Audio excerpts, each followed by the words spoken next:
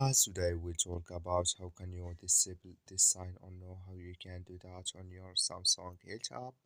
So all you have to do, you just go down, click here on my page down here.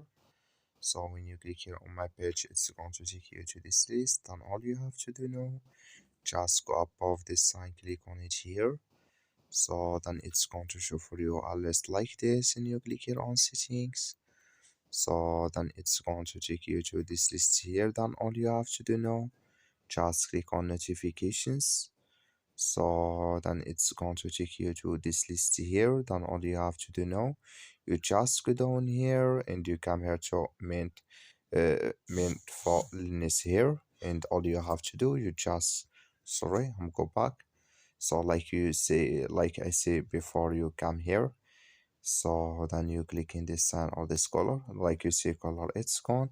That's meant fullness here. It's disabled with us now. That's all you have to do. Thank you for watching.